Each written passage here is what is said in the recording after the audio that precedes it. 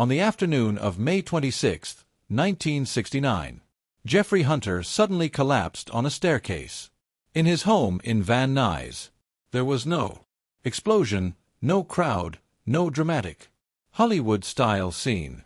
Just a few hours after going through emergency brain surgery, the man who had once stood beside John Wayne, who had played the face of Jesus on screen, who had been the very first Captain Pike of Star Trek, quietly passed away at the age of 42, a death far too sudden for a star once seen as the perfect example of the American leading man.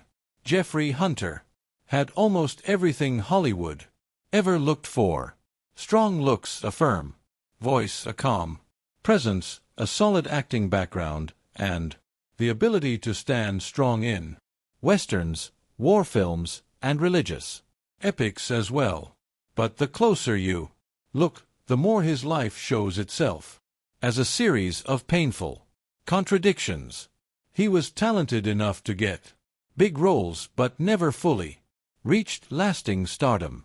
He looked like a legend, but his career kept getting interrupted by illness, missed chances, and a time when audiences were changing too fast. Behind that almost perfect face was a man living under pressure to always be proper, always strong, always in control. Jeffrey Hunter did not fall because of scandal. He was slowly worn down in silence.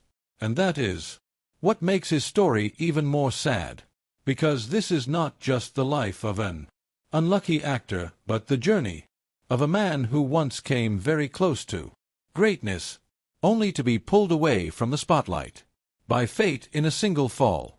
The quiet ending makes people look back, not to find one big mistake, but to understand each layer that built the man who entered Hollywood carrying everything he had worked for from a very young age. Jeffrey Hunter, born Henry Herman McInnes Jr., was born on November 25, 1926 in New Orleans into a middle-class family with no connection to the film world. When he was 4 years old, his family moved to Milwaukee, and it was there that most of his childhood was shaped. There were no stage lights or big dreams of fame. His early life followed the rhythm of the American Midwest: discipline, sports, and the idea that a person's value was shown by strength rather than emotion. He played football, took hard hits and injuries, and learned how to get back up without anyone noticing. Along with that, toughness was another quieter path.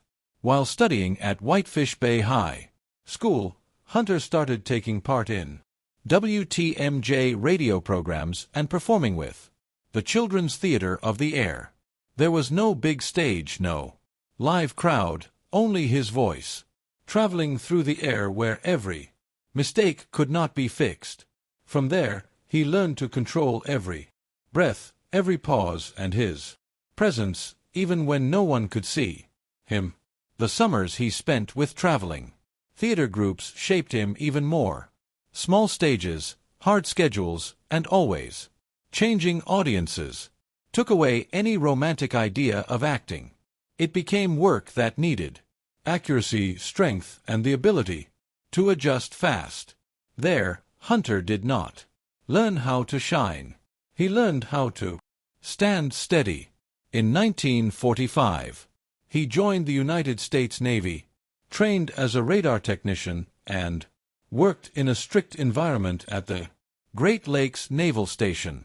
An injury from high school stopped him from going to the front lines, but his time in service still changed him.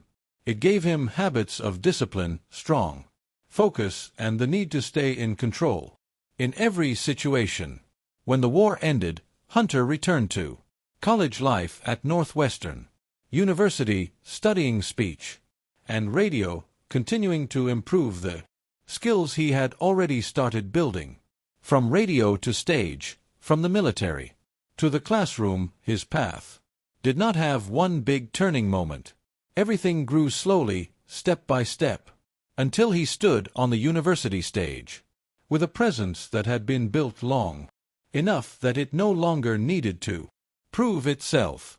And it was there, in a quiet performance, that the first eyes from Hollywood began to notice him.